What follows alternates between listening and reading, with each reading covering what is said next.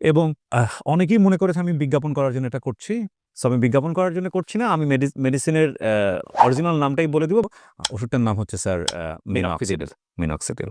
Right. একটা ছোট্ট গল্প দিয়ে শুরু করি। কিন্তু গল্পটা আজকে বাংলাদেশের অনেকেরই জন্যে অনেক বড় একটা উপকারের গল্প হবে। এই যে বেশ কিছুদিন আগে ফেসবুকে আমি মানে খামখেয়ালি বশত একটা ছবি শেয়ার করেছিলাম আমার হেয়ার গ্রোথ নিয়ে। তারপর থেকে আজ পর্যন্ত প্রায় ১.৫-২ মাস আমি প্রতিদিন ইনবক্সে নক পাই, কবে আমি এই ভিডিওটা করব, কবে আমি এই ভিডিওটা করব। তো আমি গল্পটা বলি, আমি যখন এবিসি রেডিওর আরজে ছিলাম তখন পেছনে আমার এক কলিগ এসে আমাকে নোটিস করে, "আরে তোমার তো" লাইক আমরা যেভাবে বলি, "তোমার তো মাঝখানে পুরা স্টেডিয়াম হওয়ার সুযোগ শুরু হয়ে গেছে।"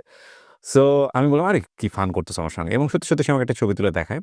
তখন আমার ১ম কষ্টটা লাগে যে না আমার তো চুল তো পড়া শুরু হয়ে গেছে মাঝখান থেকে। যেটা হয় মানে তো হঠাৎ করে YouTube এ আমি ঢুকেছি এবং ঢোকার পরে আমি হেয়ার গ্রোথ নিয়ে বা কোনো একটা কিছু নিয়ে সার্চ দিয়েছি। সেই সময় আমি একটা মেডিসিনের সন্ধান পাই এবং সেটার উপরে আমি প্রচুর ব্লগিং দেখি।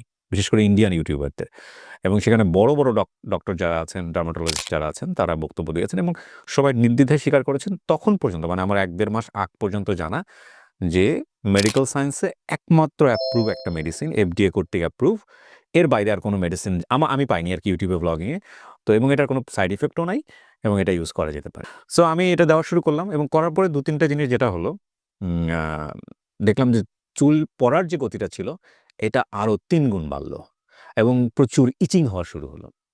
তো মজার বিষয় হচ্ছে যে আমি ১.৫-২ মাস করার পর আমি এটা ছেড়ে দিলাম। আমি যেহেতু রেজাল্ট পেলাম না। ৬ মাস অফ। হুট করে আবারও ভিডিও সামনে আসছে কোনো কারণে। তখন আমি ইন্টারেস্টিং যেটা পেলাম সেটা হচ্ছে এটা কাজ করছে সেটার সিম্পটমই হচ্ছে চুল পড়বে। সো আ যেটা হলো যে বলছিল যে দুর্বল উনার মেডিকেল সায়েন্স এর ভাষায় হচ্ছে দুর্বল যে চুলগুলো সেগুলো ফেলে দিবে তারপরে নতুন করে চুল গ্রো করবে।